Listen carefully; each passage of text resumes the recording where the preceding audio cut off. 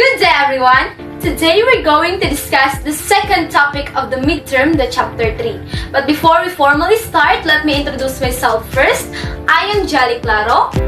Before we dive down deeper into our topic today, let me read first our learning objectives. At the end of the discussion, the student should be able to, first, understand the key concept of projective geometry, including the definitions of perspective and projection. Second, demonstrate the process of creating projection method using drawing tools or by projecting geometric figures on the different planes. And lastly, to motivate students to seek resources related to projective geometry and analyze how projective geometry works in a real-life situation. And today, we're going to discuss the topic entitled Introductions of Projective Geometry. It emphasized the relationship between the points, lines, and planes. And later on, my co-reporter will explicate it further to you. The first real text in projective geometry, Treat these Properties, these figures by J.B. Poncelet on 1788 to 1867, was published on 1822. Projective geometry has introduced several of the basic concepts of projectivity, although it grew out of the ideas that are developed earlier. The first real context in geometry is from Treat these Properties, these figures by J.B. Poncelet. It was published in 1822. Felix Klein gave projective geometry the prominent place it deserves in the classifications of geometries in his Erlanger programs of 1872. Since that time, postulate development of projective geometry have been written and finite projective geometry has been introduced. Other advances were made during the 19th century. Carl von Staudt showed how projective geometry could be developed without the use of any metrical basis for measurement. Good day, my name is Pina Jane F. Anonsaon. So what is projective geometry?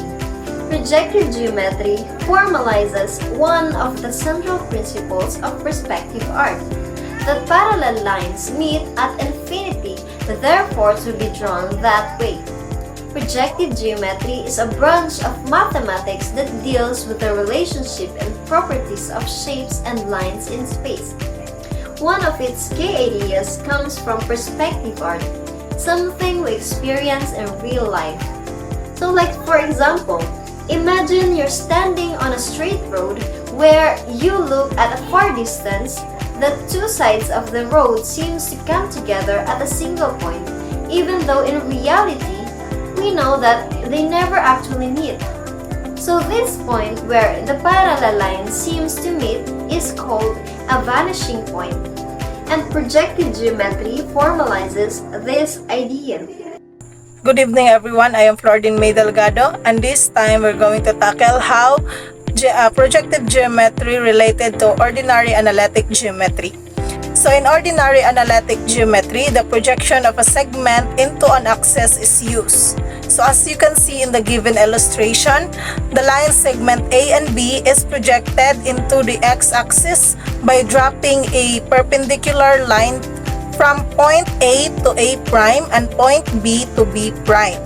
Although the length of the line segment A and B and the line segment A prime and B prime are not the same, in general, there is a one-in-one corresponds established by the projection between two points and the segments.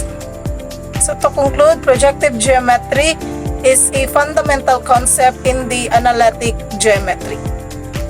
Famous painters during the period of Renaissance attempted to use the centers of perspectivity to make their paintings look more realistic. They knew that the position of the artist determined how the view looked, and they attempted to put on canvas what actually saw. Artists talk about centers of perspectivity to show that the lines in painting converge at a particular point and becomes the center of attention or attraction. So, the very famous painting is the painting of the Last Supper by Leonardo da Vinci. The Last Supper by Leonardo da Vinci talks about the center of perspectivity. In picture, the center of attraction here is the table, which in projective geometry, when we look at the top of the table, we can see a rectangular shape. But when we look at the side of the table, we no longer can see the rectangular shape. So, it depends on our perspective on the side of the looker. So, let's say another example. Look at the chair you have in your house. Some of your chair shaped-eyed circle. So, when we are looking at the top of the chair, we can see a circular shape. But when we look on the other side, thus your chair completely looks circle? No, right? So again, it is just the projective geometry. The observer's side is the important here. Good day everyone, I am Rosel El Herbolingo. So, for example, if you observe a rectangular table top from a position to one side of the table, the top no longer looks rectangular. Similarly, a circle viewed from an angle no longer looks circular. The image shows how a rectangular block looks different when we viewed from the different angles. So in image A, the block is viewed from a slight angle making the top look like a trapezoid. In image B, the block is viewed from a more extreme angle making the top look even more distorted. So it depends on our perspective on the side of the looker. Let's say for example, when we look at the table, some of the table the shape is rectangle and some of the table the shape is circle. So if you look at the table from above, it looks like a rectangle. But if you move to the side, it might look like a trapezoid.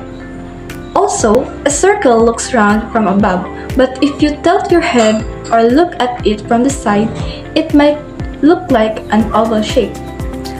So, this concept is central to projective geometry, which is about how the shape change when you look at them from the different angles.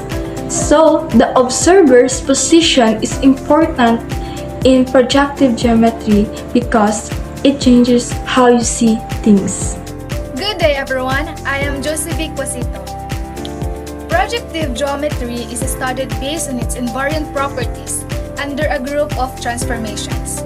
This means that certain properties of geometric figures remain unchanged even when they are subjected to different types of transformations, such as projections, rotations, and translations. We should realize that projective geometry can be also studied using the same approach, although historically, the topic was not developed that way. So let us look at this picture.